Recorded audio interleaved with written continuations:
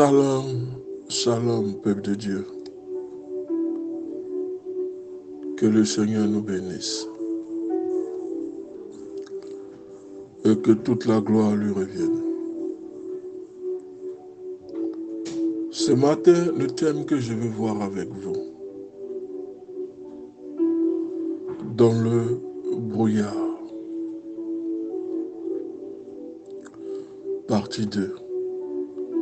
Exode 14, le verset 12. Laisse-nous servir les Égyptiens, car nous préférons être esclaves des Égyptiens plutôt que de mourir dans le désert.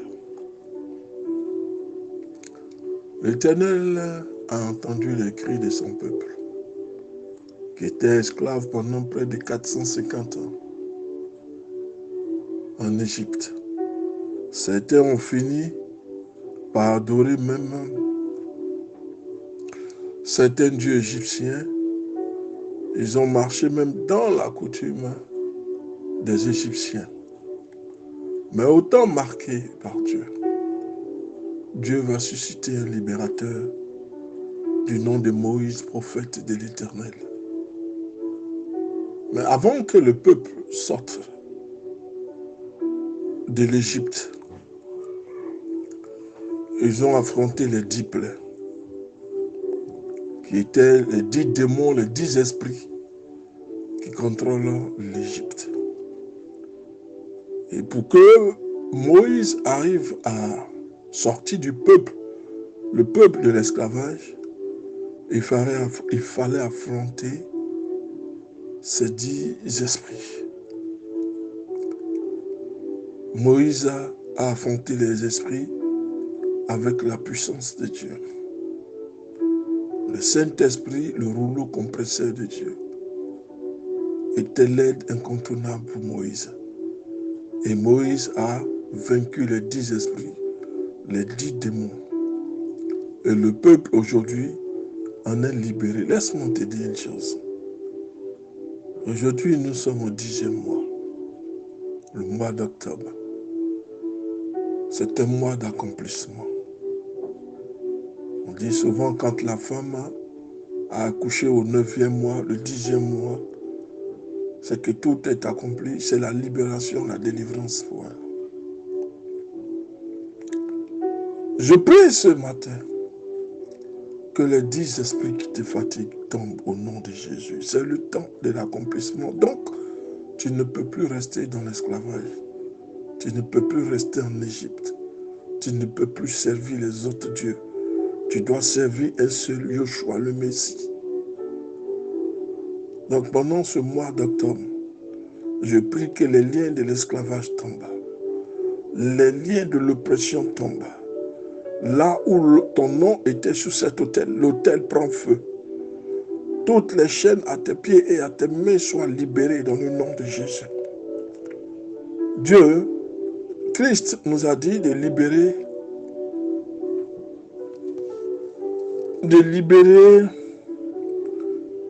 Lazare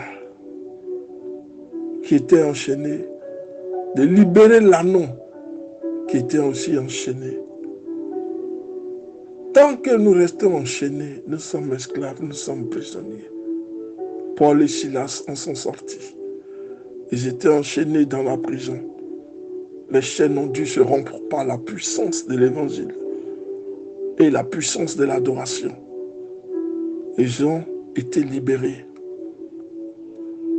Il nous appartient aussi, enfants de Dieu, par la puissance de nos prières, en ce 10e mois, que toutes les maladies, toutes les plaies soient vaincues dans le nom de Jésus. Et que ce mois d'octobre, tu sens un début de libération et de délivrance. Dans le nom de Jésus de Nazareth. Exode 14, le verset 12. Laisse-nous servir les Égyptiens, car nous préférons être esclaves des Égyptiens plutôt que de mourir dans le désert. Ceux qui disent ceci, ce sont des personnes qui n'ont pas expérimenté ce qu'on appelle l'amour et la gloire de Dieu. Parce que quand vous goûtez à la gloire, à la grâce, à la main de Dieu dans votre vie, vous ne pouvez pas tenir ce genre de propos. Personne n'aime l'esclavage, ni encore la domination, les chaînes aux pieds et aux mains. Nous tous, nous voulons goûter la grâce qui se trouve en Yeshua le Messie. Mais celui qui tient ce genre de propos, préférant servir l'Égyptien, être l'esclave de l'Égyptien, ne connaît pas réellement qui est le Messie. Qui est Adonai, le seul Elohim d'Israël. Peut-être que nous nous trouvons dans la même situation que les Hébreux. Nous subissions des charges lourdes, notre travail, notre famille, notre héritage spirituel.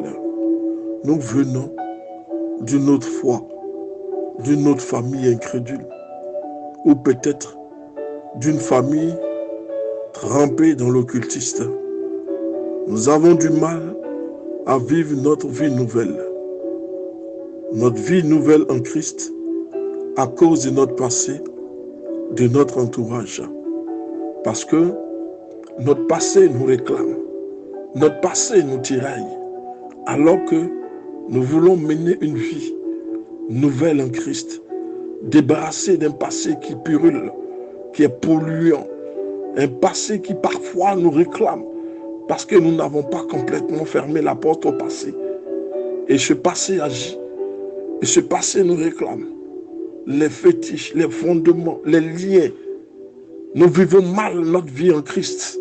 Nous avons des problèmes à nous asseoir complètement dans la nouvelle foi chrétienne à cause de notre passé.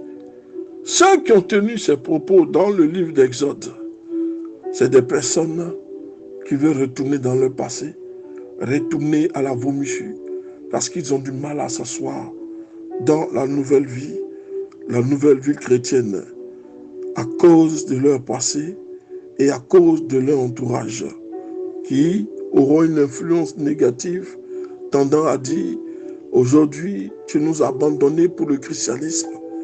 Aujourd'hui, tu veux nous faire croire que nous ne sommes plus dans la bonne voie. Il y aura une influence négative sur ta vie, à cause de ton passé et à cause de ce que l'entourage influe négativement sur ton passé. Il n'est jamais facile de se débarrasser de son passé. Parfois même, nous avons envie de tout lâcher et retourner à notre ancienne vie à cause de l'incertitude, de la peur. L'incertitude et la peur sont en train de nous ténailler, comme les Hébreux. Exode 14, verset 12. L'incertitude. Nous sommes sortis de l'Égypte. Mais où allons-nous? Quelle est l'orientation? Comment devons-nous savoir que c'est Canaan? La peur. Nous sommes en plein désert. Le désert, c'est la faim, l'épreuve, la soif. Le désert, il n'y a rien autour de toi. Nous sommes pour un point zéro. Zéro, le chiffre absorbant. Nous ne pouvons pas avancer. Nous sommes en plein désert. L'incertitude, la peur. Qu'allons-nous devenir? En Égypte, on mangeait jusqu'à satiété, on buvait. Même si on servait les faux dieux, on ne manquait de rien. Même si on servait le faux dieu, on arrivait à commercer. Mais aujourd'hui, nous avons tout abandonné. La peur, l'incertitude nous ronge. Qu'allons-nous devenir? Mais ce que je veux dire, ne laissons pas notre mentalité de victime dicter nos choix. Nos choix doivent être basés sur notre identité en Christ et les promesses de Dieu. Pas sur nos manquements passés, non. Dieu a un plan de bonheur pour chacun d'entre nous. Avant d'entrer dans ce plan, c'est-à-dire le pays promis par les Hébreux. Il nous faut nous retrouver dans la bonne direction. C'est alors que nous pouvons poser la question, Seigneur, où se trouve la colonne de feu? Où se trouve la nuée aujourd'hui? La colonne de feu, associée à la présence de Dieu, séparait les Hébreux de leurs ennemis et non seulement les guidait, mais aussi les protégeait. Elle se place entre le camp des Égyptiens et le camp des Hébreux. De toute la nuit, les deux camps ne s'approchaient l'un de l'autre. Exode 14, le verset 20. Et pendant leur péripétie dans le désert, les Hébreux étaient censés apprendre à connaître Dieu et à lui faire confiance. À chacune de leurs étapes, les Israélites partaient quand la nuée s'élevait au-dessus du tabernacle. Et si la nuée ne s'élevait pas, ils ne partaient pas jusqu'à ce qu'elle s'élève. Elle était visible de toute la communauté d'Israël à chacune de leurs étapes. Exode 40, le verset 36 à 38. Si nous lui demandons, le Seigneur nous guidera et nous protégera de la même façon, même si nous ne voyons pas aujourd'hui encore la colonne de feu ou de fumée. C'est le Saint-Esprit qui va nous inspirer à marcher dans la volonté de Dieu. Romains 8, le verset 26 à 27. Après avoir prié le temps nécessaire et attendu avec patience la réponse à nos prières, marchons par la foi dans la direction que nous pensons que le Seigneur nous a montrée. Qu'allons-nous risquer?